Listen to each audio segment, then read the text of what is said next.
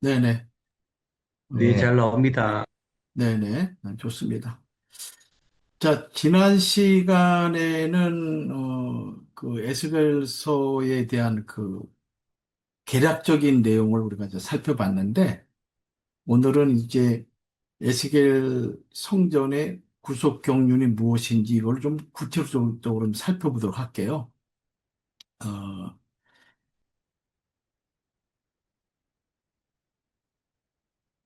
그, 우리가 이제 구약 성경 전체를 볼 것 같으면요. 볼 것 같으면은, 그, 구약과 더불어서 신약 전체의 그 한 흐름을 우리에게 이제, 어, 우리에게 그 통찰해 주는 아주 중요한 주제가 있습니다. 중요한 주제가 있는데, 그 주제가 무엇인가 하면은 그 성전이라는 거예요. 그러니까 이 하나님의 나라도 성전이 회복되지 아니하면은 하나님의 나라가 회복될 수 없고, 또 성전이 무너지게 되면 하나님의 나라도 이제 무너지게 되는 거죠. 그래서 구약과 신약 전체를 우리에게 일관성 있게 그 영적인 통찰력을 주는 내용이 성전이다.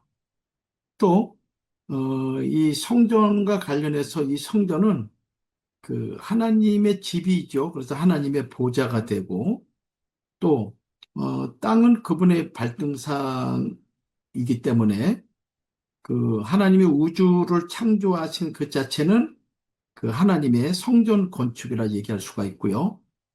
반면에 그 타락한 이 세상은 하나님의 집을 잃어버린 인류의 모습이죠. 그래서 타락한 창조 세계를 회복하는 것, 그것이 곧 뭐냐면은 성전 재건 운동이라고 이렇게 얘기할 수가 있습니다. 그래서 이스라엘 백성들이 출애굽한 이후로 하나님께서 그들에게 명령한 것이 뭐냐면은 이 구약의 성막을 짓도록 하나님께서 명령하죠. 나를 위해서 성막을 지으라고. 이것이 이제 우리가 잘 알고 있는 대로 출애굽기 25장에 하나님께서 명령을 하게 됩니다.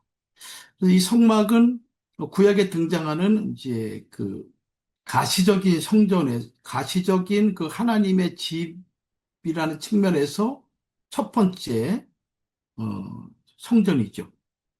그리고 이제 가나안 땅에 들어가서 이제 솔로몬 성전이 이제 지어지게 되고, 그러므로 말미암아 이제 하나님과 인간이 어떻게 동거하는지, 또 어떤 방법으로 동거하는지, 그리고 그 동행의 여정이 어디까지 이어지는지, 새하늘과 새 땅.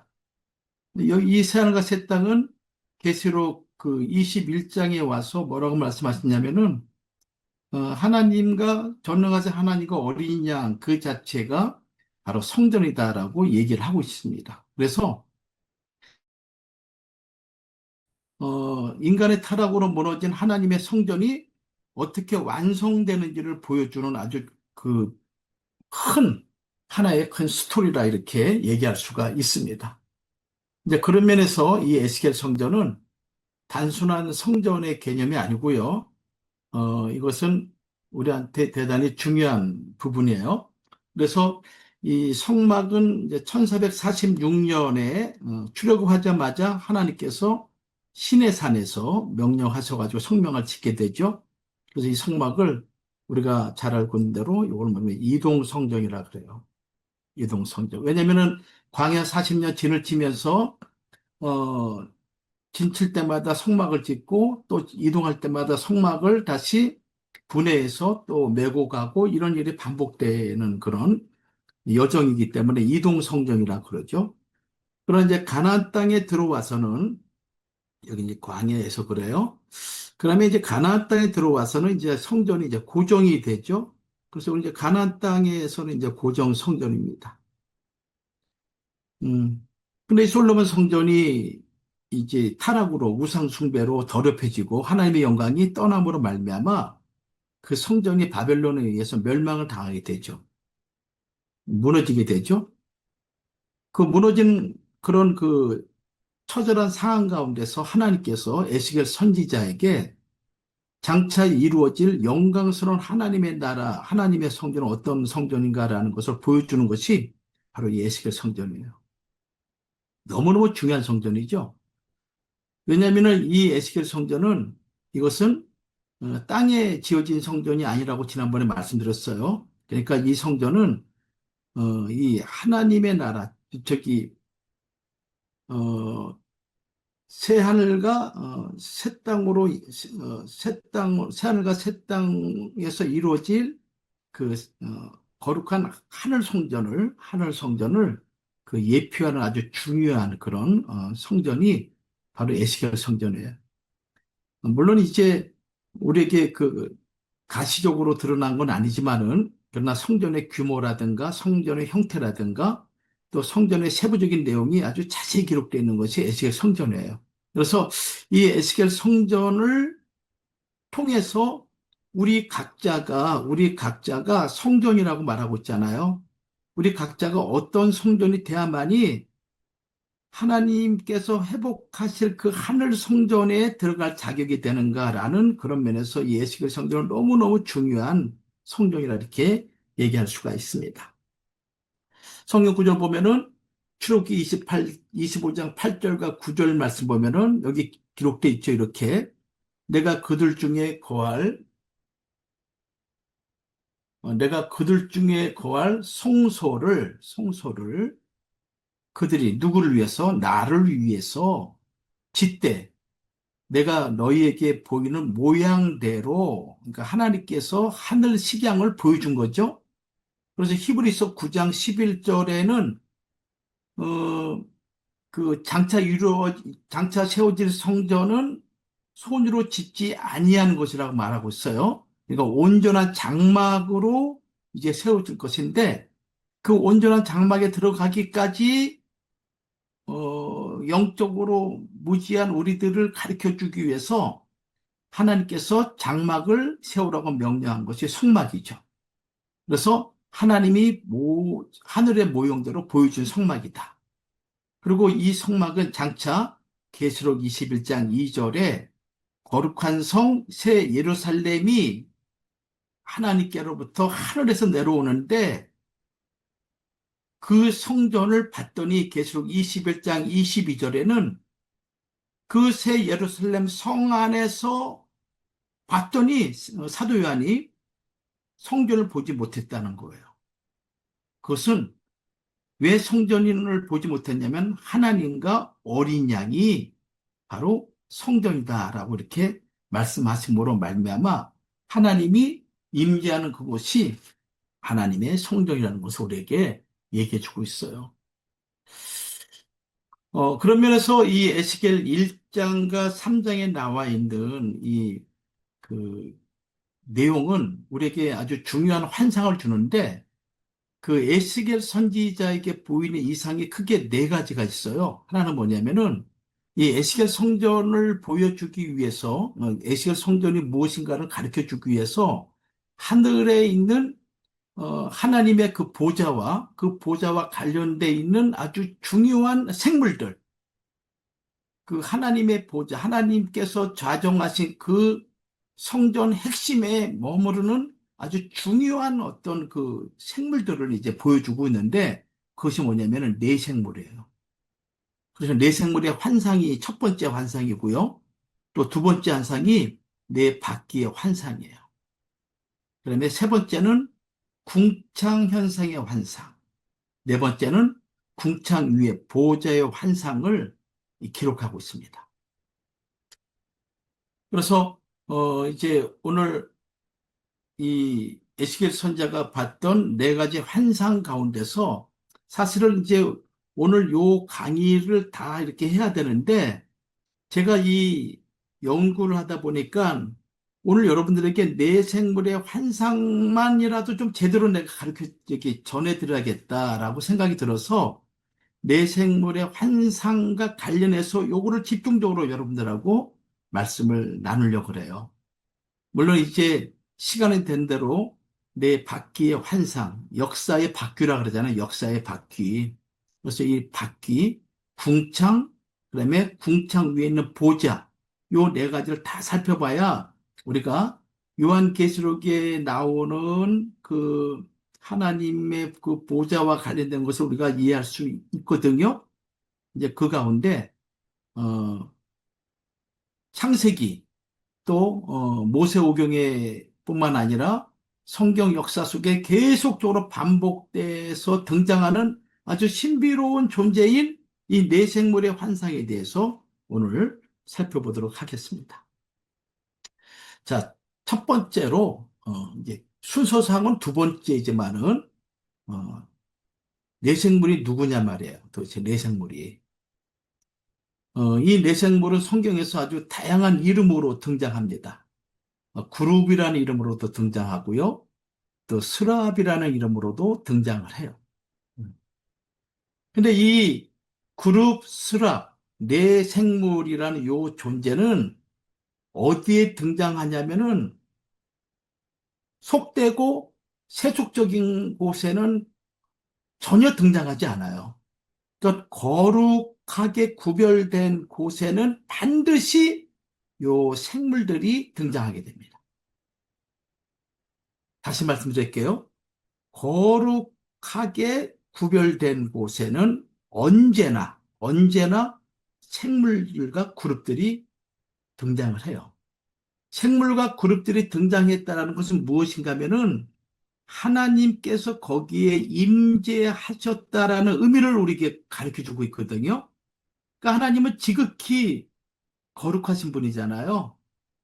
그러니까 이 하나님의 거룩을 그대로 받은 이 내생물들, 이들은 거룩하고 구별된 곳에 하나님이 임재하는 그곳에 반드시 이들도 수종을 들게 되죠. 그래서 이 내생물들을 또 이렇게 표현할 수 있어요. 하나님의 보좌를 떠받치고 있는 하늘의 내 존재이며 하나님의 나라의 속성과 기능을 세상에 실현시키는 사자들이다. 여기 하나님의 나라의 그 하나님의 나라의 속성, 그리고 그 기능, 하나님의 나라의 그 특징, 하나님 나라의 백성이 된다라고 한다면은 어떠한 특성을 가지고 있어야 되는가라는 것을 아주 구체적으로 보여주는 것이 바로 요 내생물인 거예요. 특별히 이 성경에 나와 있는 숫자는 여러분들 지난번에 말씀드렸지만 의미가 없는 게 없잖아요. 숫자가 엄청나게 많이 나와요. 성경에는 성경같이 연대가 많이 나온 것도 없고요. 성경처럼 숫자가 다양하게, 그것도 부족해서 어느 숫자의 10배, 어떤 경우에는 뭐 1000배, 10,000배, 뭐 이런 식으로 그 숫자의 의미를 강조하기 위해서 여러 가지 많은 것들이 막 이렇게 그 복합적으로 등장을 하죠. 음. 근데 이제 그 중에서 이 넷이라는 것은 하나님의 무소부재하심을 또는 피조물의 완전수라고 얘기할 수 있어요. 이거 무소부재라는 것이 뭐냐면은 하나님께서 동서남북 사방으로 하나님께서 모든 영역에 하나님이 계시다라는 그런 의미로 얘기하고 있고요. 또 이 피조물의 수라는 것은 땅의 수라고 얘기할 수 있어요. 땅의 수라고 얘기할 수 있는데 이것은 우리가 잘 알고 있는 대로 동서남북 이렇게 얘기하죠. 하나님께서 아브라함에게 그 조카 롯이 떠나고 난 다음에 너는 일어나 동서남북을 쳐다보라 이렇게 말씀하고 있잖아요. 그러니까 땅의 수, 땅의 모든 영역 그것을 내가 너와 너희 자손에게 주겠다라고 약속하신 그런 의미인 거예요. 그래서 이 사라는 것은 피조물의 완전수다. 완전수. 그러면은 하늘의 완전수는 어떤 수겠어요? 삼이겠죠. 그래서 하늘과 땅, 요것이 합쳐져 가지고 완전수가 되는 거, 완전수. 10이라는 것은 어떤 수예요? 이것은 충만수, 만수, 꽉 찬 만수, 이렇게 얘기를 하는 거죠. 그래서 하늘의 내 존재, 내 생물이라는 것은 바로 이 내신을 통해서 하나님께서 온 천지 만물 우주 곳곳마다 하나님께서 주장하고 계시다라는 것을 이 내생물이라는 그 의미를 통해서 우리에게 가르쳐주고 있는 거예요. 자, 그럼 여기서 한번 그룹과 천사의 차이는 뭐냐 말이에요. 그룹과 천사의 차이. 요거 한번 볼게요. 그룹과 천사의 차이는 뭐냐. 이 그룹도 일종의 천사의 일종이에요. 천사의 일종입니다. 천사의 일종인데,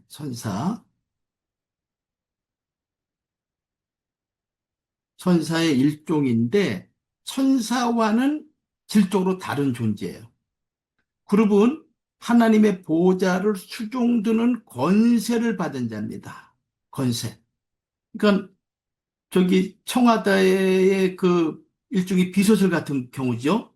그래서 대통령이 명령하면은 즉시 시행하는 그런. 그래서 천사는 뭡니까? 이들은 하나님의 자녀를 섬기고 보호하는 일반 사역자.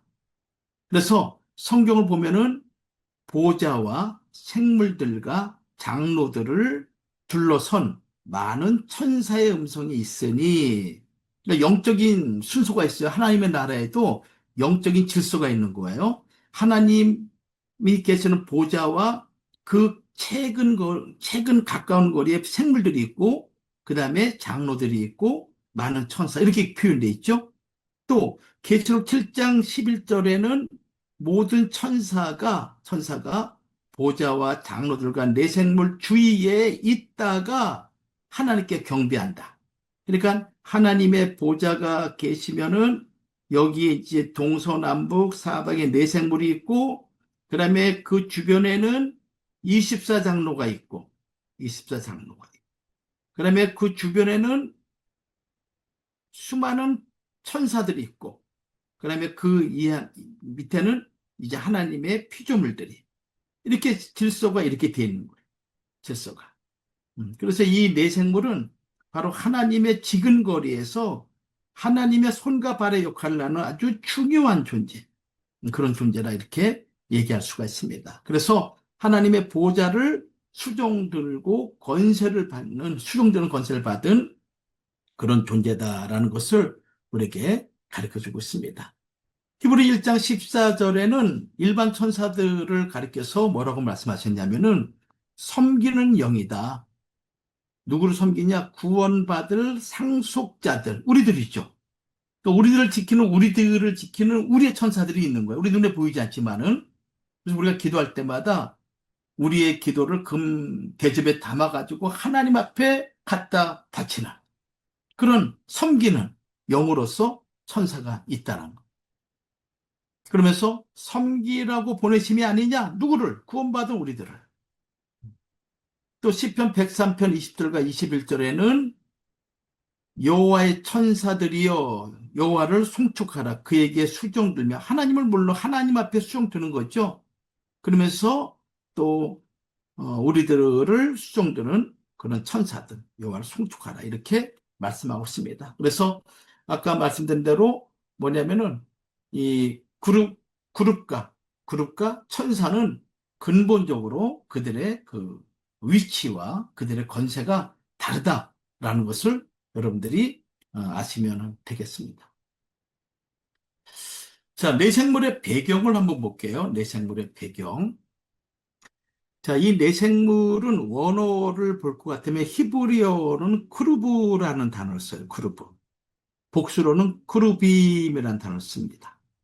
헬라어로는 케루브라는 단어를 써요. 케루브. 복수로는 케루빔. 영어로는 역시 케루빔. 복수형 이렇게 역시 케루빔스 이렇게 쓰고 있죠. 그 의미는 매우 그러니까 최상급이에요. 그 내 생물들에 대해서는 그 하나님 주변에 있는 하나님 측근에 있는 그 하나님의 그 보호자를 책임지는 자들이고, 하나님과 더불어 항상 이동하는 그런 거룩한 존재들이기 때문에 그들을 얘기할 때마다 아주 최상급을 써요. 그래서 매우 고결한 충만을 뜻한다. 그래서 기도하다, 축복하다라는 그런 뜻을 가지고 있는 것이 바로 이 원어와 그 명칭 속에 숨어져 있는 거예요. 좀 더 구체적으로 세 가지로 볼 수 있는데, 하나님과 인간 사이를 중재하거나 찬양하는 자이다. 그래서 이사야 6장에 보면은 스랍들이 나오거든요. 스랍들이 나오는데 이 스랍들은 하나님께 찬양하는 모습으로 등장을 해요.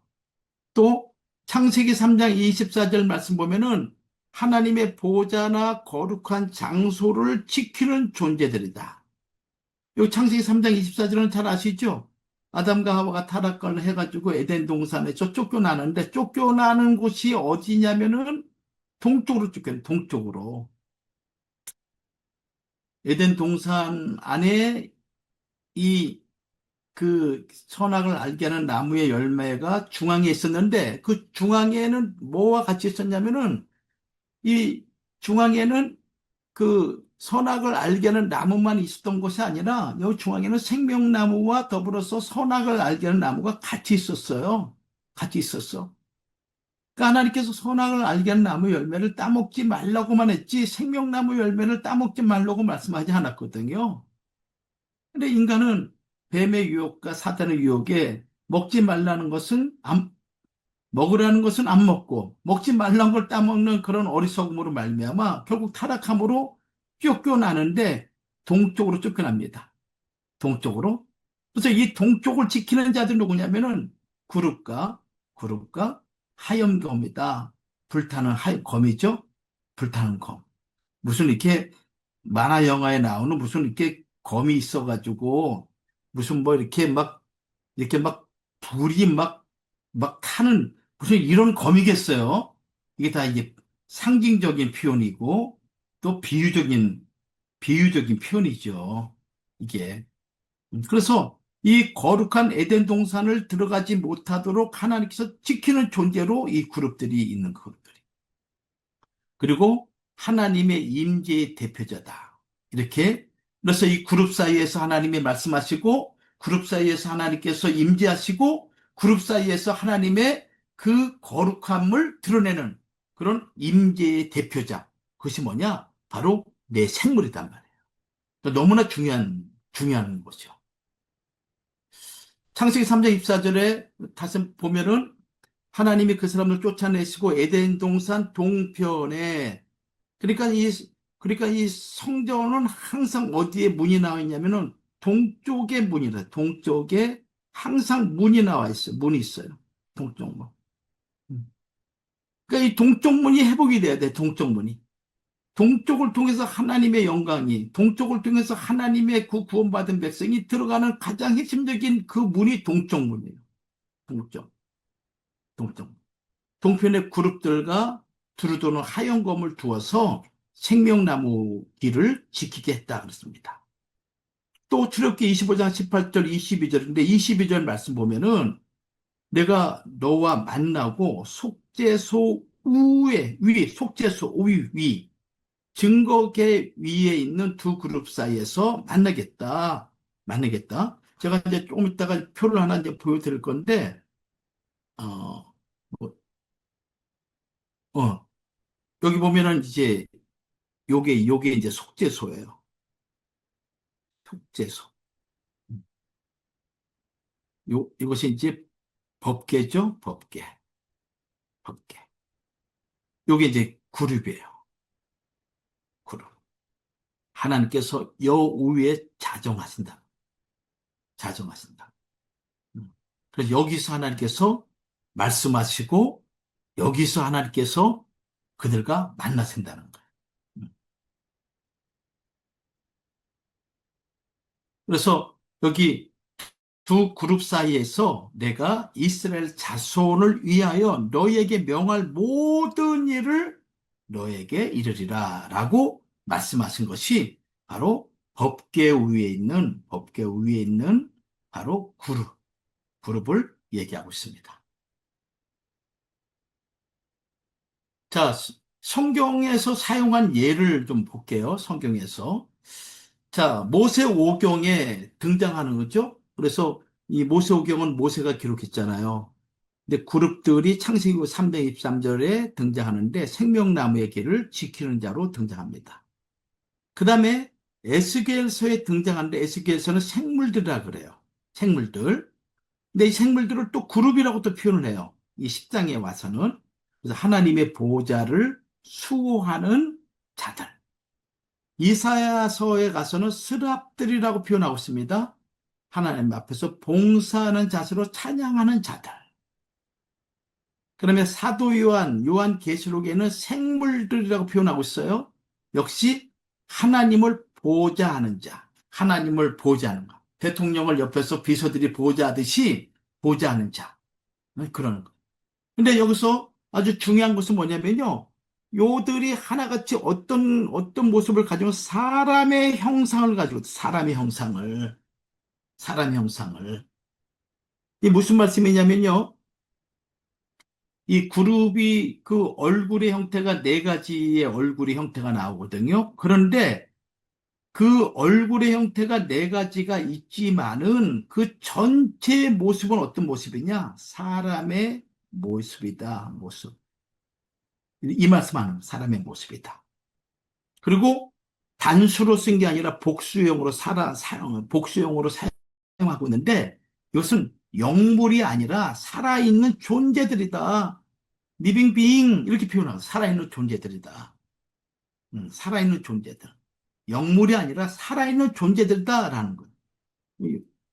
강의를 이제 계속 해 나갈 텐데 여러분들 요 단어 좀 기억하세요. 이 살아있는 존재들이다.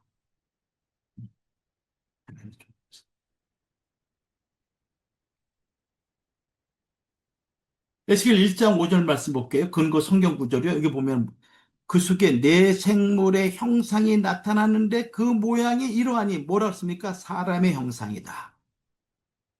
에스겔 1장 26절에도 그 머리 위에 있는 궁창 위에 보좌의 형상이 있는데 그 모양이 남보석 같고 그 보좌의 형상 위에 한 형상이 있는데 뭐라 씁니까? 사람의 모양 같더라 이렇게 표현하고 있는 거예요. 그 얼굴은 네 가지의 얼굴이에요. 근데 그 전체 모습은 어떤 형상이에요? 어떤 형상이에요, 여러분들? 왜 얘기 안 해요? 응? 사람의 형상이다, 사람의 형상. 이 화면이 좀 크면 내가 일일이 봐가면서 지적도 하고 딱 내가 모를 텐데, 이건 나는 강의에만 집중하다 보니까 얼굴들이 안 보이고, 이 화면 다 오프해가지고 누가 누군지 모르겠어. 응? 이, 이러면 안 되는데 말이야. 저 뒤쪽에는 아예 다 그냥 밤 12시야, 밤 12시. 다 불이 꺼져가지고 밤 12시. 좋습니다. 하여튼 뭐, 강의를 열심히 들으면 되죠. 보여야 이렇게, 이제 얼굴 안 보이면 이제 성경 읽도록 내가 해야겠어. 성경. 얼굴이 보여. 누구한테 읽도록 해야 되나? 딱 성경 읽도록 아예 딱 해야겠어. 음. 자, 그래서 여기서 우리가 조그만 결론 하나 내리면은 이 그룹이라는 건 뭐냐면은 신비로운 존재처럼 알려져 왔지만은 사실 이 그룹은 하나님을 수행하는 자, 하나님의 구속 역사를 찬양하는 피조물일 뿐 결코 신적인 존재가 아니다라는 거에 여러분들께서 이해를 하시면 되겠습니다. 신적인 존재가 아니다. 음.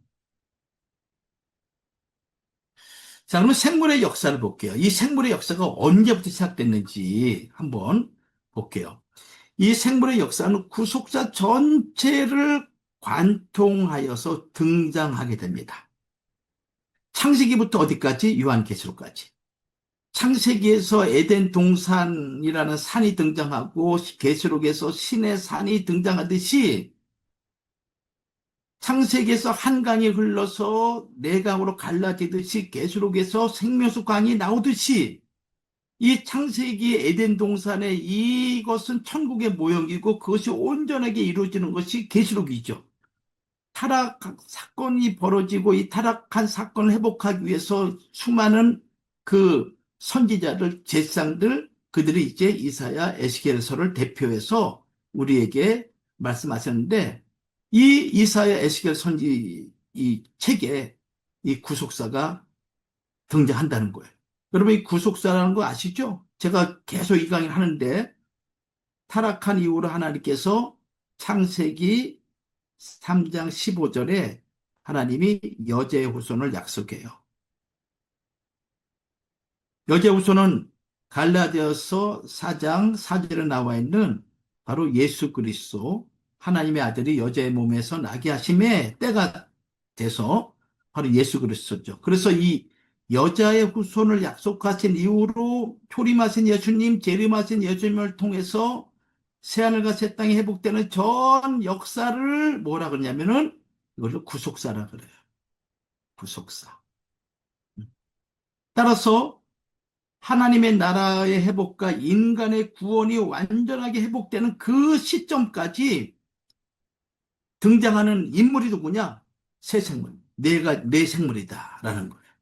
그래서 창세기 3장 24절에 구름과 해엄곰 이게 등장하죠. 창세기 나옵니다. 그러면 광야 성막에서 이 네 생물이 등장을 해요. 그룹이 등장해요. 그룹이. 출애굽기 25장 20절과 22절 말씀 보면은 속죄소, 시은자, 이 속죄소를 시은자라 그래요.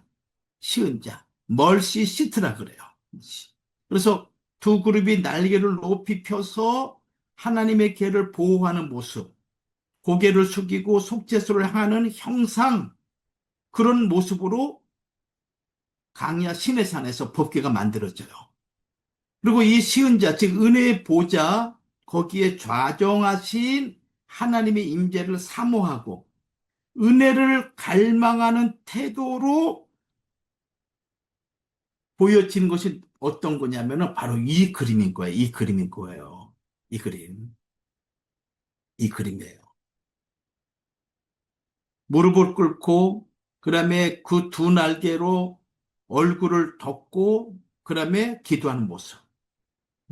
그리고 이 법궤는 만나와 그다음에 돌비와 그리고 아론의 쌍난 지팡이 세 가지가 들어있잖아요. 음.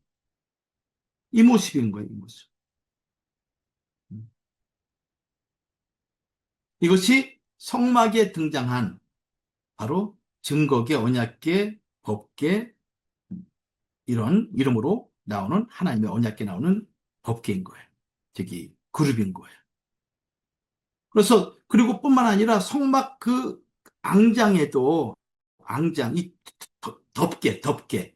덮개인데 이 성막 내부 앙장에도 누가 등장하냐면은 그룹이 등장해. 그룹이요. 그러니까 내부에서 보이는 천정은 온통 그룹으로 문양이 되어 있어. 그룹으로. 또 이 지성소와 성소가 이렇게 있으면은 이제 지성소는 이게 정사각형이에요. 정사각형이야. 여기가 성소죠. 성소, 지성소. 이 지성소 앞에 요거를 휘장이라 그래요. 휘장. 위 휘장 앞에는 뭐가 기록됐냐면 바로 그룹이 기록되어 있는, 그룹이 그려져 있는 거예요. 그래서 하나님의 임재 처소인 지성소를 보호하는 상징적인 의미를 가지고 있고요. 그러면 하나님의 거룩하심이 외부의 부정한 세력들에 의해서 손상되지 않도록 보호하는 그런 모습으로 가지고 있는 거예요. 그래서 어, 내가 이게 이, 이 내부 앙장에 있고요. 그다음에 내부 앙장에 수는 그룹들. 그래서 내부에 보는 천정은 온통 그룹이다. 또 휘장. 이 휘장 금방 말씀드렸어요. 지성소가 있고 성소가 있는데 요 지성소와 성소의 중간에 그 휘장이 있어요. 휘장. 요 휘장에 뭐가 그러냐? 이 그룹이 그려져 있는 거예요. 그래서 외부의 세력 부정하고 세속적인 것들이 거룩한 지성소에 접근하지 못하도록 보호하고 막는 역할을 하는 것이 뭐냐? 이 그룹인 거예요. 그룹. 음. 그래서 이 그림 보시게 되면 여러분들 이 여기죠? 이 뜰문과 그 다음에 이 성소로 들어가는 요 휘장, 휘장 또는 커튼, 장막 이렇게 얘기할 수 있는데 여기에는 뭘로 돼 있냐면은 네 가지 색깔로 술을 짰어요. 그래서 청색, 자색, 홍색, 갈개꽃, 배실. 요 뜰문이 그렇고요. 그다음에 성소 입구. 여기가 이제 성소죠? 성소. 성소 입구에 들어가는 여기에도 청색, 자색, 홍색색, 가늘게꽃, 배실로만 했는데 요 지성소와 성소 여기에 들어가는 요 휘장에는 이거예요. 여기에 지금 그룹들이죠. 그룹들이 그려져 있는 거예요. 그룹들이. 그러니까 다르죠. 그러니까 하나님이 임재하신 법계 거기에는 그룹들이 지키고 있고 그 외에는 어떻게 되어 있습니까? 그룹들이 없는 거예요. 그룹들이. 자, 이것이 이제 성소의 내부의 모습이에요. 성소의 내부인데, 여기는 이제 널판들인데 다 금으로 이렇게 입혔거든요. 그러니 여기 촛대가 켜지게 되면은 이 방은 금으로 그냥 빛을 발하는 거예요. 영광스러운 빛이. 한번 생각해 보세요, 여러분들. 그 컴컴한 곳에 불이 딱 펴지는 순간 황금빛이 그냥 온 그 공간을 가득 채우는 거예요. 음. 근데 그 위에 이 천장에 뭐가 있냐면은 요거 여러분 그림들이 보일지 모르겠는데 요 하얀 거죠. 요 하얀 거. 요게 그룹이야. 요 하얀 거 있죠? 요게 그룹들이야. 그룹들. 여기도 이게 다 그룹들이에요. 그룹들. 이 그룹들. 그래서 성막에 있는 천장 그리고 하나님 이 성소에서 지성소로 들어가는 요 휘장 여기는 다 무엇이 기록되어 있냐면은 그룹들이 수놓아 있다라는 거야.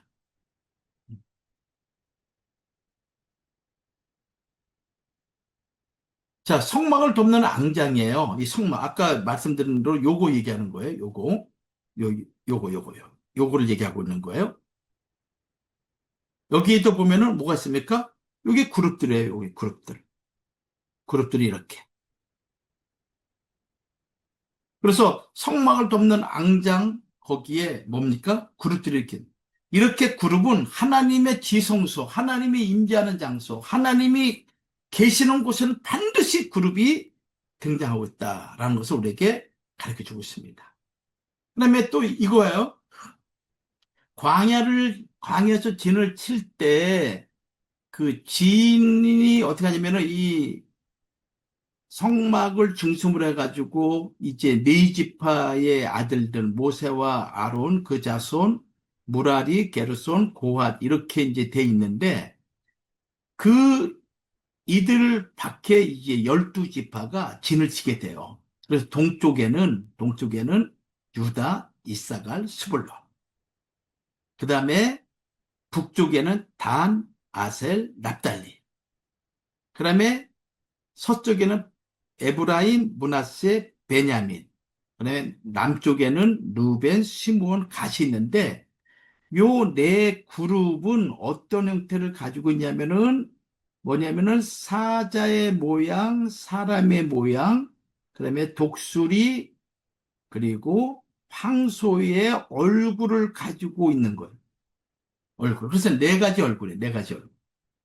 네 가지 얼굴인데 그 네 가지 얼굴이 진칠 때 어떻게 등장하냐면은 유다를 상징하는 그 짐승이 뭐냐면 사자인 거예요. 사자. 사자. 누벤을 상징하는 사람이고요. 그다음에 이 단을 상징하는 독수리예요. 그러면 에브라임을 상징하는 소 이렇게 등장을 하게 돼요.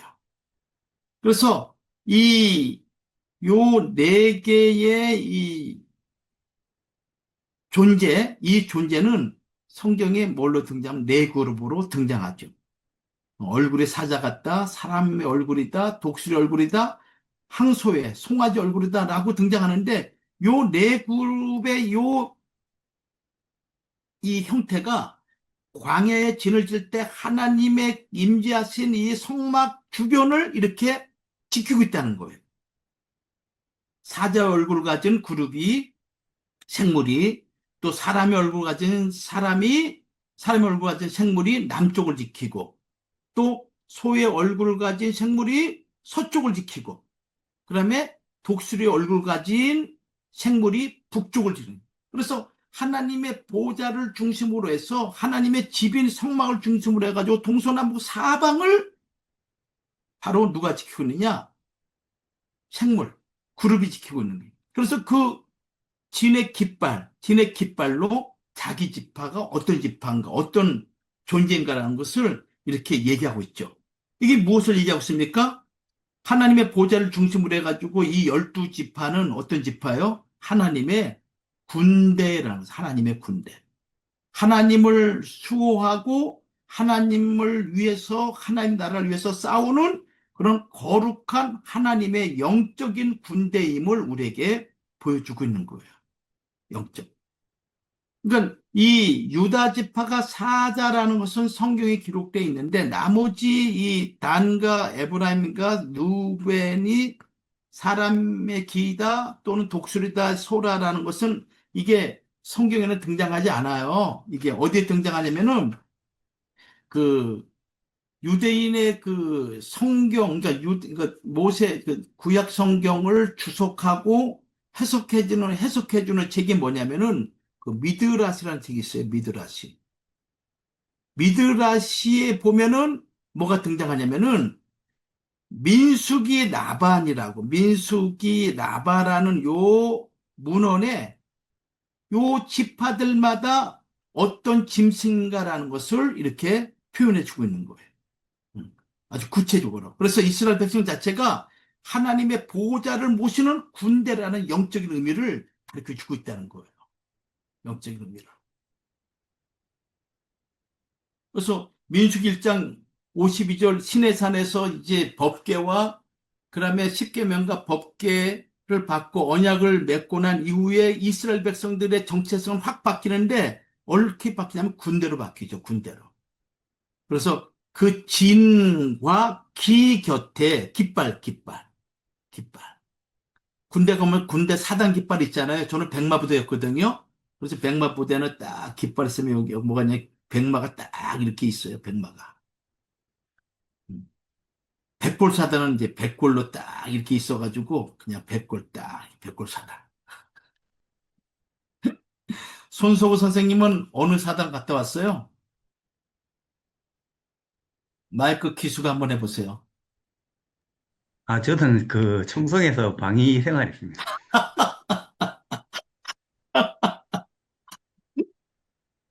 감사합니다. 죄송합니다. 아, 어떻게 찍은 게 잘못 찍었느냐. 크루드 정의 몇 사단 갔다 왔어? 네, 저도 구사단 다녀왔습니다. 구사단? 네, 나중에 백마부대. 나 좀 보자고. 아, 네. 야, 이거 우연의 아니다. 우연의 아니야. 구사단 몇 연대, 몇 연대? 27연대였습니다. 27년대. 나는 네. 수십 대 됐어, 수십 대 돼. 아, 요르단 임마누엘 선생님 몇 사단이었습니까?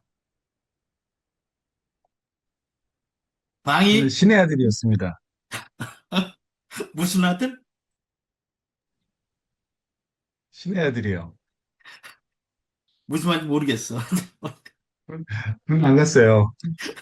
어쨌든 간에 아, 군 군대는 딱 갔다 와야 돼요. 군대는 갔다 와야 돼. 그래서 군대 가면 깃발에 딱 있는 깃발 딱 자기였는데, 그래서 깃발 잃어버리면은 그 부대는 그냥 망한 거야 그냥. 그러니까 깃발 딱 세우고. 그래서 성경 보면 이렇게 있잖아요. 이스라엘 자손이 그 기와 종족의 기호대로 진을 쳤어, 이게요. 응? 그래서 이사야 5장 26절 말씀 보면은 길을 세우고, 이 길은 뭐냐면 메시아를 상징하는 메시아 기. 메시아 기. 길을 세우고 먼 나라들을 불러 땅 끝에서부터 오게 하실 것이라. 보라, 그들이 빨리 달려올 것이다라는 말씀이 이사야 5장 26절이에요. 그러니까 우리가 세울 깃발은 뭐냐? 메시아 깃발이야. 메시아. 예수 그리스도의 깃발. 십자가의 깃발. 그래서 이 네 지파의 깃발은 하나님을 옹이하는 피조 세계를 대표하는 내생물의 모습과 일치한다. 일치한다. 그러니까 성경에 기록되어 있는 이스라엘의 모든 그들의 삶, 그들의 어떤 그 진친 거, 행동하는 거, 아니면 싸움의 이 모든 곳마다 하나님의 나라의 그것을 그대로 반영을 해가지고 이스라엘 역사가 이어져 온 거예요. 그러니까 이스라엘이 얼마나 중요한 그런 민족이겠어요. 그러면 솔로몬 성전, 왕상 6장 23절과 3절 말씀 보면은 솔로몬 성전에도 속죄소 위에 그룹 10규빗, 1규빗이요. 1규빗이 45.6cm예요. 45.6cm. 이 규빗이 아시죠? 규빗이 어디냐면은 이렇게 손가락이 이렇게 있으면은 여기가 이제 팔꿈치거든. 팔꿈치 여기부터 중간 손가락, 이게 요가는 거 아니에요.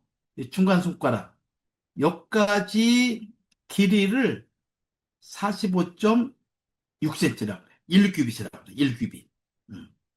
그러니까 10규빗이니까 몇 미터예요? 이게 45.6cm니까 4m 56cm야. 얼마나 커요? 얼마나 커? 그룹이.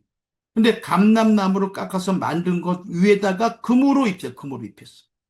노비가 10규빗, 날개도 10규빗. 그래서 그룹의 양 날개가 활짝 피게 되면은 양쪽 벽에 붙게 되는 거예요. 양쪽 벽에. 응? 그러니까 이 솔로몬 성전의 지성소는 어떤 지성소냐면은 여기 길이가 20규빗이고 그다음에 장과 광이 동일하게 20규빗이에요. 20규빗이야. 정사각형이야. 정사각형. 하나님의 나라는 정입방면체입니다. 정사각형이 한쪽에 치우치지 않아. 공의와 하나님의 정의로움을 표현한 것을 이렇게 정사각형, 정입방명체로 표현을 하시는 거예요. 하나님 나라를. 그래서 성경 보면은 하나님의 나라는 네모 반듯하다라는 그런 표현이 많아요. 네모 반듯하다. 그것은 뭐냐면은 하나님의 의와 공의가 올바르다.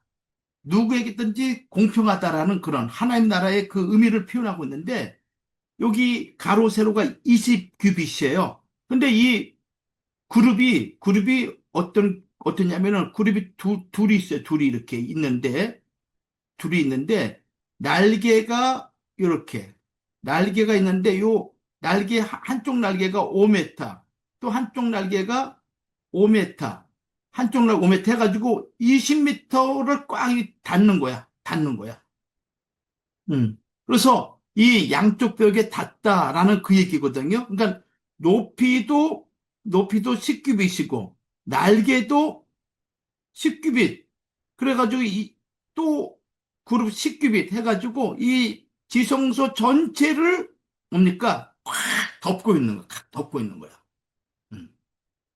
그래서 지성소 전체가 그룹의 날개들로 연결돼 있다. 성경을 꼭 찾아보세요. 그리고 솔로몬 성전의 내소, 외소, 내소는 지성소, 외소는 성소, 사면벽에도 그룹들을 새겼어요. 그룹들을 새겼어. 그러니까 이 지성소에는 하나님의 그룹이에요. 여기 보세요. 내소 안에 이 지성소, 감람나무로 두 그룹을 만들었는데 높이가 10규빗이야.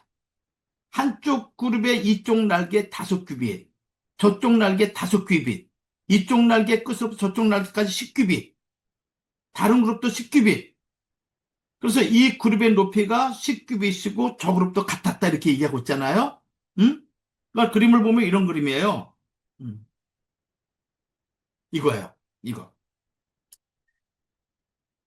요 벽에서 이 벽까지, 여기까지는 뭐냐면은 20규빗인데, 요거는 5규빗, 여기서 여기까지 5규빗, 여기서 여기까지 5규빗 해가지고, 날개로 이 전체 지성소를 다 덮고 있는 거야.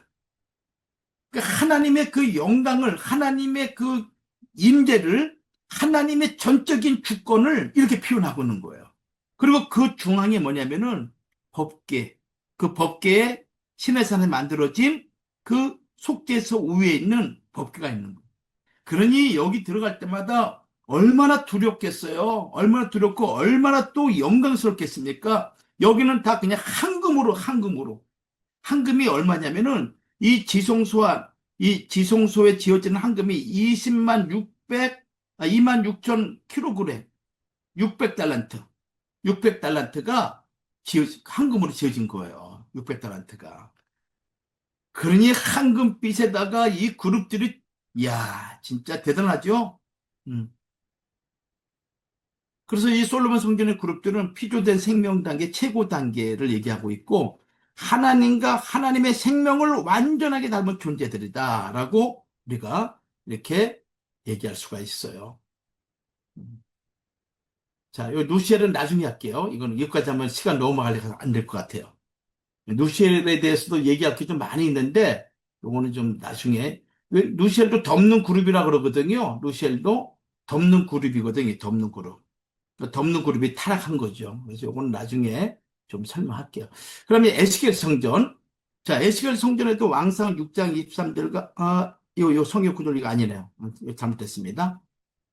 에스겔 성전도 에스겔 41장 18절과 25절. 이 에스겔 성전은 40장부터 48장까지 나오거든요. 여기에 이제 성전의 널판, 벽, 문, 여기에 다 그룹을 쓰겠어. 그룹. 에스겔서는 생물이라고 표현하고 있고요. 그래서 이 그룹의 모습은 하나님의 거처, 이 하나님의 집이죠. 하나님의 집으로 회복된 인간의 본연의 존귀하고 고귀한 품성을 의미한다. 그러니까 하나님의 집을 지키는 자의 대표가 누구냐? 그룹이고 생물인데, 이 네 가지의 생물의 특징은 바로 하나님의 보좌를 지키는 자의 특징이다 라는 얘기예요. 이 하나님의 집은 어떤 집이에요? 이것이 바로 성전이잖아요. 성전. 지금 계속 제가 그 지금 성막부터, 그리고 솔로몬 성전, 에스겔 성전 쭉 얘기하는 것 중에 가장 핵심이 뭐냐면, 이게 바로 성전을 중심으로 얘기해요. 성전을 중심으로 그 하나님의 보좌가 중심에 있는데, 거기에 지금 네 생물이 하나님의 보좌를 지키고 있다는 거예요. 자, 에스겔 성전에 나와 있는 그룹의 모습인 거예요. 그룹의 모습이에요. 그런데 에스겔 성전에 보면은 여기에 이제 네 가지의 얼굴이죠. 얼굴이고, 그다음에 두 날개 이렇게 해서 네 날개가 이렇게 돼 있습니다. 그래서 성전 널판에는 그룹과 종려나무, 그룹 이런 식으로 새겨져 있는 거예요. 자, 그룹의 특징. 자, 그룹은 하나님의 보좌와 밀착되어 있다. 이 그룹은 하나님의 보좌를 이루는 타시는 처소다. 타시는 처소. 하나님이 영인데 뭘 타겠어요? 응? 응. 하나님의 병거다. 우리에게 지금 이 그룹이라는 존재가 하나님에게 있어서 어떠한 존재라는 것을 지금 계속적으로 이렇게 이런 여러 가지 표현을 설명하는 거예요. 여기 에스겔 28장 18절에 타시는 처소된 그룹들이다. 타시는 처소. 자, 우리가 하나님의 거룩한 성전이잖아요. 우리가 성전, 응? 성전이야. 그러면은 하나님의 성전 안에는 반드시 하나님의 보좌가 있어야 돼, 보좌가. 응? 보좌가. 즉, 내가 성전이라면 하나님의 보좌가 있다면은 우리 각자가 뭡니까? 하나님의 타시는 처소가 되는 것이죠. 하나님의 타시는 처소가 되는 거예요.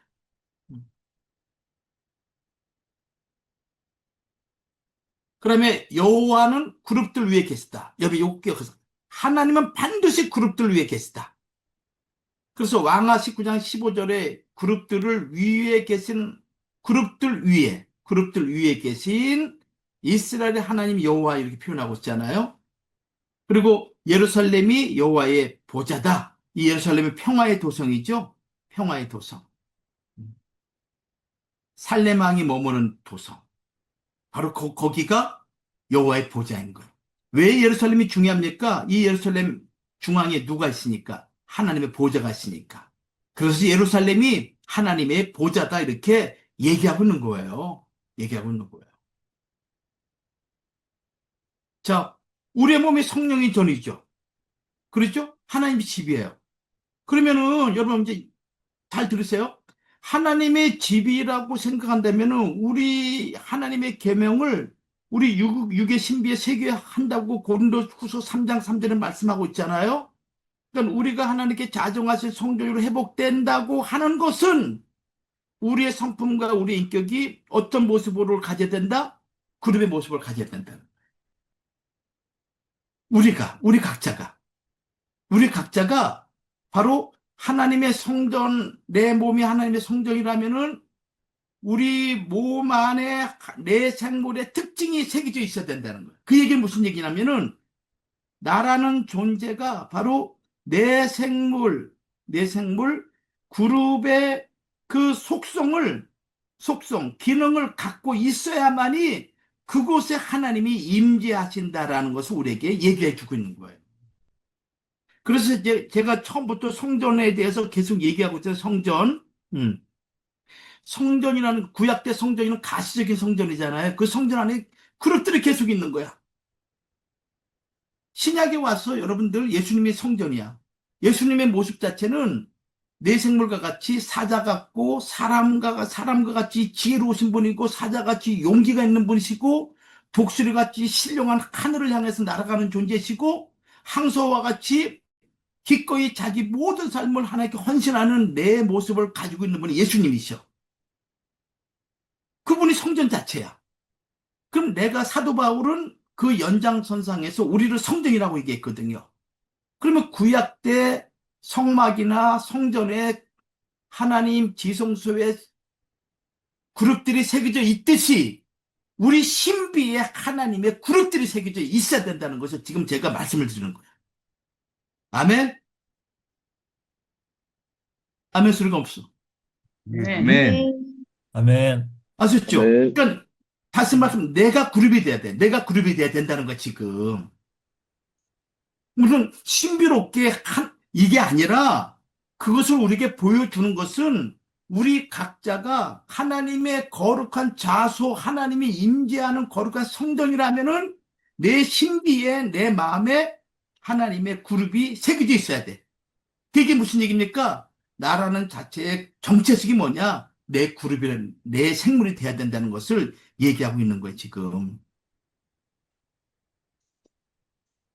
그래서 즉 우리가 하나님의 성전이 된다고 하는 것은 성전 벽에 내 그룹이 새겨져 있어야 한다는 것이다. 응? 그리고 이러한 신실하고 충성된 자들을 통해서 이 땅에 신령한 교회가 하나님의 참 장막이 되는 거야. 하나님 참 장막이. 자, 고린도서 3장 3절. 안 틀어놓고 보는 사람 딱 했어. 베델 선생님, 읽으세요. 네. 읽으세요. 여기 이거 읽어, 이거. 네, 아니, 상승했습니다. 3장 3절 읽겠습니다. 너희는 우리로 말미암아 나타난 그리스도의 편지니 이는 먹으로 쓴 것이 아니요 오직 살아계신 하나님의 영으로 쓴 것이며 또 돌판에 쓴 것이 아니요 오직 육의 마음판에 쓴 것이라. 무슨 얘기인지 아셨죠? 우리 신비에, 우리 마음밭에 과거의 돌변에 깨지고 낡아지고 사라지는 거예요. 응? 우리는 그리스도의 편지야. 그리스도의 편지야. 그러니까 내가 가는 곳에 하나님이 함께 가시는 거야. 그때 드러나는 모습이 내 모습이 어떤 모습이 드러나야 되냐? 내 생물의 모습으로 드러나야 돼. 내 생물의 모습. 그래서 성도들의 심령 속에 성령으로 말미암아 구원의 복음 즉 새 계명을 새겨 넣는 것. 이것이 뭐냐? 육의 신비에 하는 것이다. 라고 얘기하는 것이죠.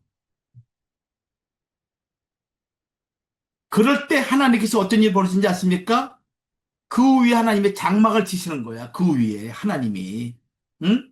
우리가 내 그룹으로 내 생물로 우리가 딱 준비가 됐을 때 하나님의 장막이 그 위에 딱 임하게 된다는 거야, 이게. 그래서 새하늘과 새 땅이 시작되는 곳에 하나님의 장막이 사람들과 함께 함으로 하나님과 저희와 함께 거하시는 하늘 장막의 절정을 이루게 된다. 절정. 이게 뭐냐? 구속사의 완성이 된다. 구속사의 완성. 완성. 계시록 7장 13절 하나님의 보좌 앞에 있고 또 그 성전에서 밤낮 하나님을 섬김에 보좌에 앉으시니가 그들 위에 장막을 친다. 그들 위에. 이 그들이 누구냐? 그들이 누구냐 말이야, 이게. 응? 바로 내 그룹의 모습을 회복한 자들, 그들이 하나님의 보좌와 함께 움직이는 그 장막을 치시는 거야. 그 장막을. 계시록 22장 3절에도 내가 들으니 보좌에서 큰 음성이 나서 가로되 보라 하나님의 장막이 사람들과 함께 있음에 하나님이 그들과 함께 계시리니 하나님의 백성이 그들은 한 백성이 되고 하나님은 친히 그들과 함께 된다. 이 얘기 무슨 얘기입니까? 하나님의 구속사의 완성이 성전이 우리와 함께 하나님의 장막이 우리와 함께 이루어질 때 완성이 된다는 것을 우리에게 말씀하고 있는 거예요. 그러니까 우리가 복음을 전하는 선생들로서 여러 지방에서 여러 나라에서 열방에서 애쓰고 수고하고 정성을 다하지만은 동시에 뭐냐? 내가 과연 하나님의 거룩한 그룹으로 회복된 존재인가? 내가 하나님의 생물과 같은 존재인지 이거를 여러분들이 자기 자신을 살펴봐야 돼요. 자기 자신을. 응?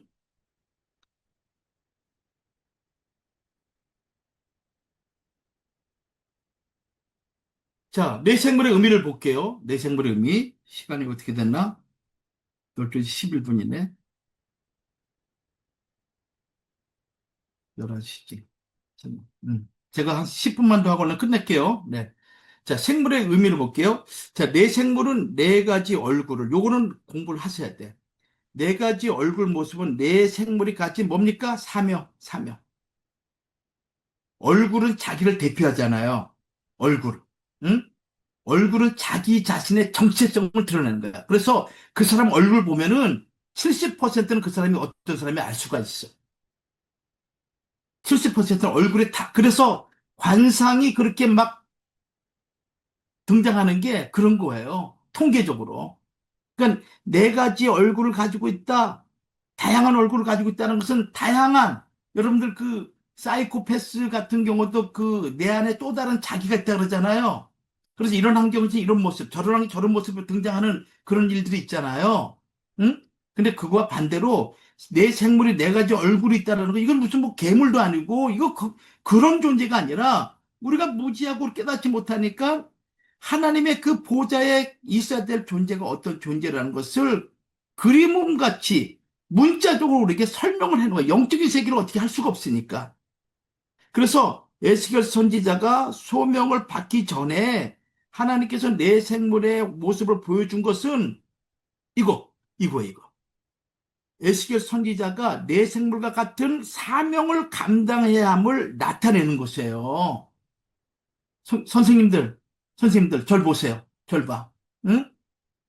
제 얼굴이 제 멋대로 생겼죠. 저 좀 보세요. 무슨 얘기냐? 여러분들이 이 마지막 종말 때 여러분들이 이 세상에 복음을 전하기 위해서 얼마나 힘과 정성을 다합니까? 응? 근데 여러분 어떻게 되냐면은 에스겔 선지자가 하나님의 이 에스겔 환상을 보고 그다음에 이 에스겔 환상을 보면서 그가 행동 예언으로 말할 수 없는 그 처절한 그 하나님의 마음을 전하는 그런 과정에서 그 사명을 감당하기 위해서는 내 생물이 가진 그 특징을 갖추지 않고서는 할 수가 없기 때문에 하나님께서 이 내 생물의 환상을 먼저 보여준 거라니까. 그 얘기 무슨 얘기냐면은 여러분들이 마지막 종말 때 우리가 종말 때 여러분들 지금은 종말이라 그래. 아, 전쟁이 언제 어떻게 터질지 모르고 언제 핵폭탄이 설지도 알 수도 없고 응? 무슨 일이 벌어질지 모르는 지금 세상 살아가고 있어요. 근데 이때 우리가 어떤 자세를 가지나 내 생물의 이 모습을 우리가 가져야 된다 이거야. 응? 그게 사명이야, 사명. 어떤 모습이냐? 자, 사람의 얼굴. 사람의 얼굴이라 그랬어요. 이거 사람의 얼굴 지혜라, 지혜. 하나님의 형상대로 지음받은 자. 하나님의 지혜가 깃들어 있는 존재는 유일무이한 존재가 누구냐? 사람이야, 사람. 응? 그 사람은 시편 8편 4장 4절과 5절 말씀 보면은 맨 처음에 창조할 때 하나님께서 영광과 존귀로 관을 씌운 존재라고 말씀하고 있습니다. 여기 천사보다 조금 못하게 하시고 요 얘기는 무슨 얘기냐면은 하나님 다음이다, 순서가 하나님 다음이다라는 그런 의미인 거예요. 그런 의미야. 그러니 얼마나 영원하고 얼마나 존귀로운 그런 자였겠습니까? 이 사람이란 존재가. 응? 여러분들 히브리서 2장 6절인가 이 말씀 보면은 예수 그리스도께서 부활하실 때 그 부활하신 그 모습을 뭐냐면 영광과 존귀로 관을 씌웠다라고 표현하고 있어요.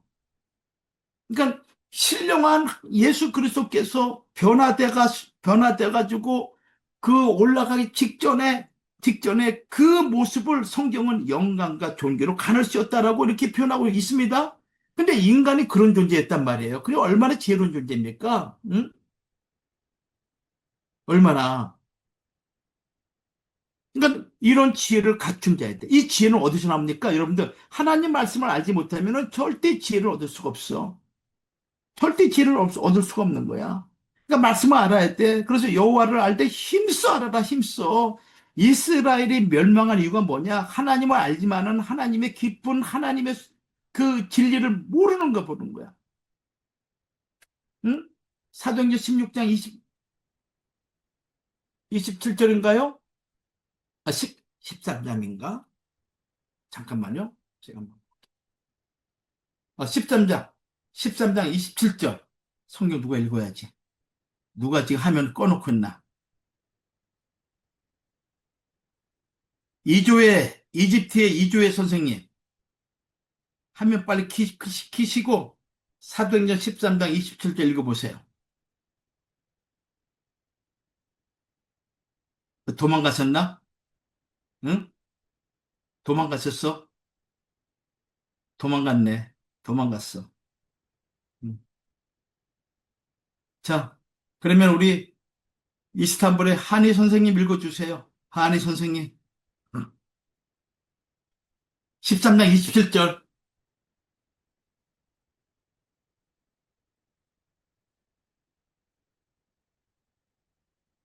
사도행전 맞나요? 사도행전. 네, 13장 27절이요. 응, 응. 잠시만요. 성경을 옆에 안 두고 지금 강의 그 듣고 있어, 지금. 네, 노트북으로 보고 있어가지고 죄송해요. 빨리 읽어요. 아이고. 안 떠요. 잠시만요.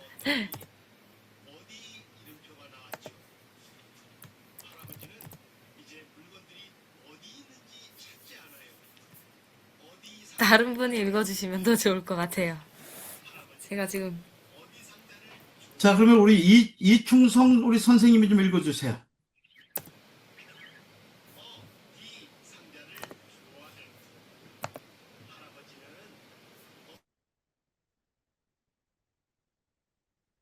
마이크 끄시고요. 마이크 키시고, 네. 예, 다시 한번 본문 말씀 알려주시겠어요? 사도행전 13장 27절.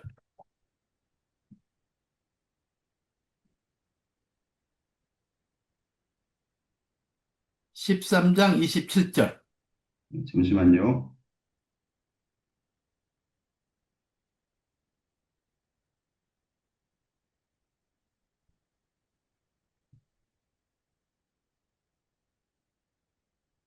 예루살렘에 사는 자들과 저희 간원들이 예수와 및 안식일마다 외우는 바 선지자들의 말을 알지 못하므로 예수를 정죄하여 선지자들의 말을 응하게 하였도다. 그렇죠. 이거예요. 성경은 듣고 공부는 했지만은 하나님의 진리의 말씀, 그 영적인 비밀을 알지 못하니까 결국 예수님을 십자가에 못 박아 죽이는 비극을 갖고 온 거죠. 그래서 우리가 하나님의 얼굴이라는 것은 하나님의 지혜, 하나님의 말씀에 대해서 확실하게 여러분들이 알아야 된다는 것을 얘기하고 있는 거예요.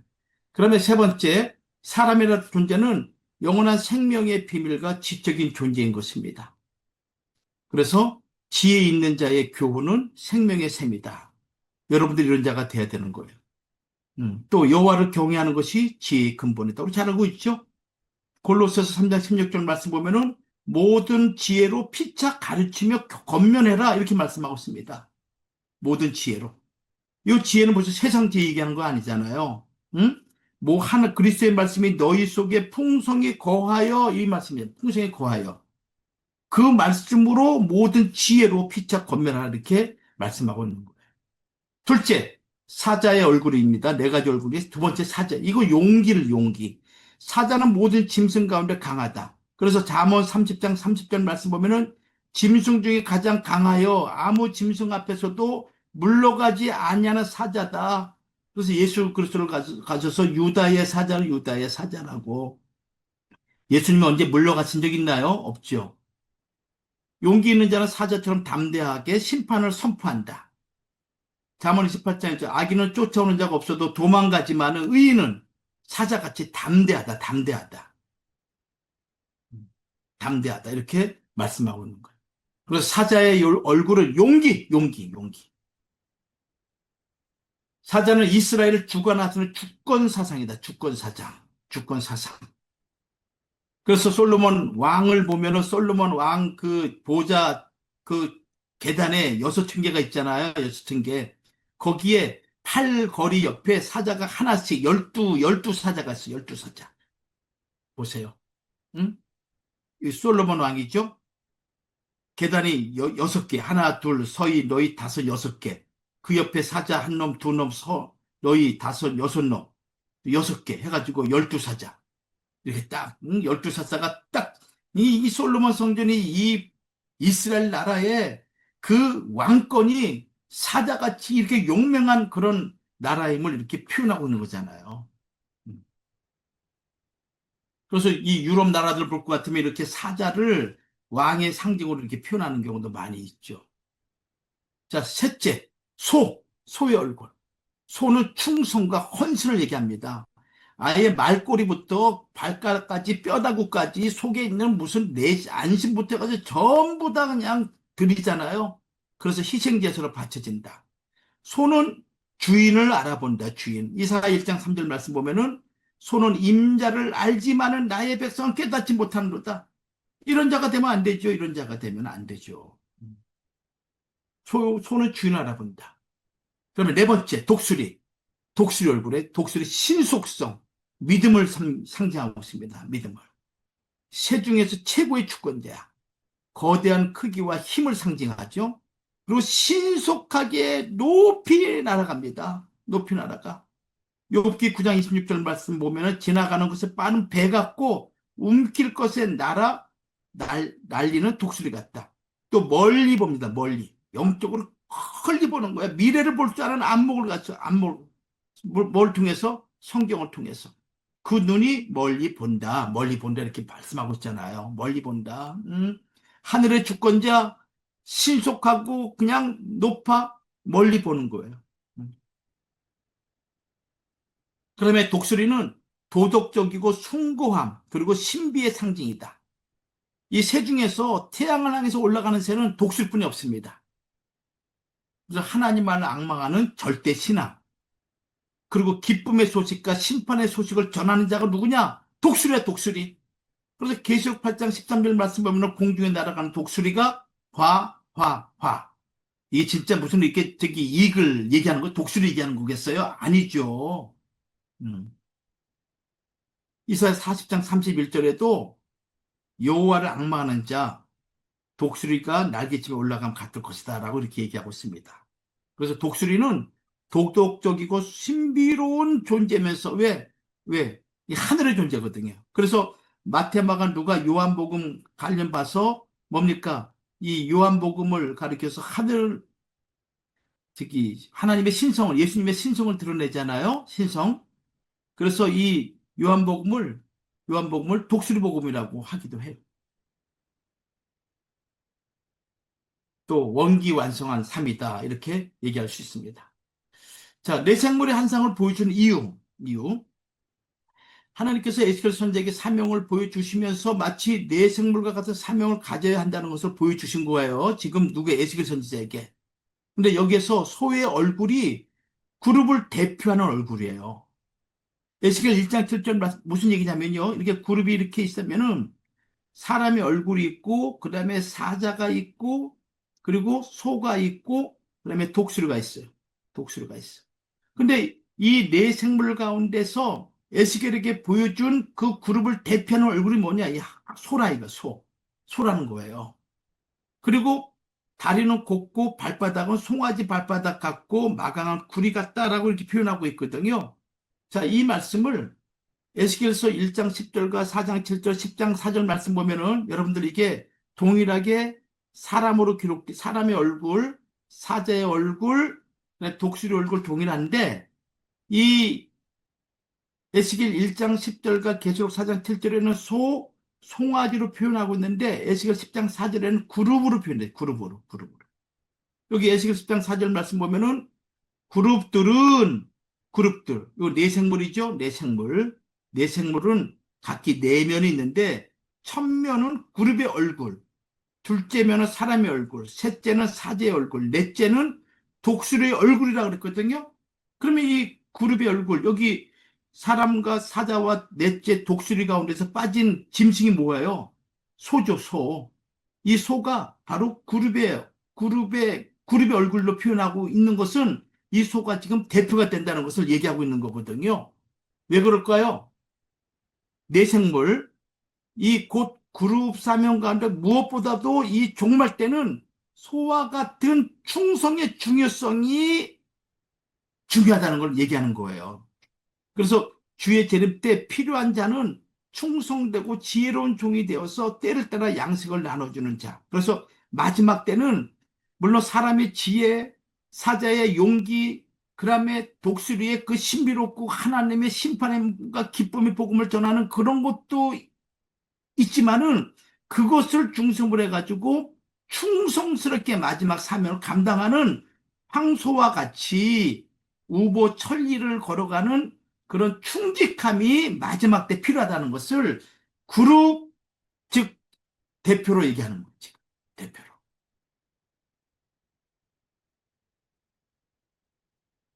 그리고 내 생명은 보좌 가운데와 보좌 주위에 있다. 여러분들. 그래서 내 생명은 항상 하나님 보좌야. 하나님 주위에서 왔다 갔다 이렇게 하면서 사명을 감당한다라는 것입니다. 자, 오늘 여기까지 할게요. 여기까지. 자, 결론입니다. 결론. 오늘 결론 내줄게요. 결론. 자, 아까 잠깐 언급드렸지만은 우리는 하나님의 성전입니다. 그리스도의 몸이죠. 몸. 그리스도의 몸은 성전이죠. 그리고 이 성전이 하나님의 집으로서 온전하게 회복되기 위해서는 반드시 내 생물이 있어야 돼요. 내 생물이. 이 내 생물은 뭐냐? 아까 얘기한 대로 사람의 얼굴, 소의 얼굴, 사자의 얼굴, 독수리의 얼굴. 이것이 과연 내 안에서 회복되어 있고 있느냐? 이걸 살펴봐야 돼요. 그래서 여러분들은 한번 자기 자신을 살펴보십시오. 사람과 같은 지혜가 내게 있는지, 소와 같이 우직하면서 끝까지 헌신하고자 하는 그런 인내심이 있는지, 아니면 사자와 같이 백절불굴의 용기를 가지고 순교의 마음을 가지고 끝까지 사명 감당하는 그런 마음의 자세가 있는지, 아니면은 독수리같이 하늘을 비상하면서 하나님 절대 신앙으로 내가 살아가고 있는지, 물질 때문에 다른 것 때문에 내가 연연해가지고 그 위치를 잃어버린 존재가 아닌지, 그 중에서 과연 내가 회복되어야 될 것이 무엇인가라는 것을 한번 생각해 보세요. 이것이 온전하게 회복되게 되면은 여러분 위에 뭐가 임합니까? 하나님의 장막이 임하게 되는 거. 하나님의 장막이. 이것이 하나님의 구원 역사의 완성이에요. 그래서 결론적으로 여러분들 요한계시록 어디 보냐면은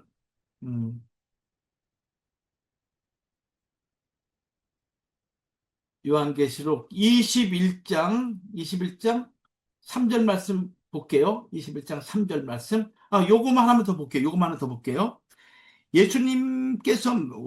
예수님을 증거하는 그 사복음서 있죠? 마태, 마가, 누가, 요한복음이 있어요. 마태복음은 왕이신 예수님을, 마가복음은 종이신 예수님, 누가복음은 인자이신 예수님, 요한복음은 하나님의 아들로 이렇게 표현하고 있죠. 근데 내 생물로 어떻게 이 표현하고 있냐면은 마태복음을 사자복음이라 그래요. 그 다음에 마가복음을 항소복음이라 그래요. 항소복음. 누가복음을 인자복음이라 인자복음. 요한복음을 독수리복음이라 그래요. 독수리복음. 그리고 이 복음인데 여기서 특별히 이 성막에 보면은 네 가지 색으로 이렇게 문을 만들었다고 그랬잖아요. 마태복음 뭐냐? 자색. 자색. 그다음에 마가복음은 홍색. 홍색. 누가복음은 뭡니까? 가늘게 꼰 배실. 요한복음은 청색. 그래서 성막을 들어가는 그 문이 네 가지로 기록되어 있다는 것은 마태, 마가, 누가, 요한복음, 사복음서, 즉 이 복음을 통해서 예수 그리스도가 신실한 문임을 우리에게 가르쳐 주는 거예요. 그래서 성경에 있는 이 네 복음서도 뭐냐? 바로 내 생물을 의미하는 그런 영적인 의미를 가지고 있다라는 거예요. 영적인 의미. 그래서 사복음서는 바로 예수님을 증거하는, 예수님을 보좌하고 예수님을 영광을 나타나는 내 생물 복음이다. 이렇게 얘기를 드릴 수가 있어요. 자, 결론입니다. 여러분들 아까 말씀드렸죠? 자, 계시록 21장 우리 3절, 4절 같이 읽고 마치겠습니다. 자, 성경 다 보세요. 다 보세요. 다 찾으세요. 이제 얼굴 다 보여주세요. 이제 다 끝났어. 다 끝났어. 자, 계시록 21장. 제가 지금 강의하는 거에 지금 3분의 2뿐이 못했어요. 3분의 2. 나중에 또 합시다. 자, 계시록 21장 3절. 자, 제가 읽을게요. 여러분 4절 읽으세요. 내가 3절 읽을게. 내가 들으니 보좌에서 큰 음성이 나서 가로되 보라, 하나님의 장막이 사람들과 함께 있음에 하나님이 저희와 함께 거하시리니 저희는 하나님의 백성이 되고 하나님은 친히 저희와 함께 계셔서 4절 시작. 모든 눈물을 그에서 닦아주시니 사망이 없고 사망이 구하는 없고 것이나 구하는 것이나 것이나 것이나 다시 다시 것들이 다 지나가리라. 좋습니다. 자, 이 얘기 무슨 3절 말씀은 하나님의 장막이 사람들과 함께 있다라는 것은 여기 이 사람들이라는 것은 여기 등장하는 사람들은 보편적인 사람이 아니라 내 생물의 속성과 내 생물의 그 사명을 회복한 자들 얘기하고 있는 거예요. 그들에게 하나님의 장막이 임하게. 그때 어떤 일이 벌어지냐? 5가지가 사라져. 인간 세상에서. 우리 삶 가운데서 모든 눈물, 사망, 애통하는 거, 곡하는 거, 그 다음에 아픈 거, 이게 다 사라져. 바로 이것이 우리가 내 생물로 회복돼야 되는 그런 영적인 의미를 가지고 있습니다. 오늘 여기까지 하겠습니다.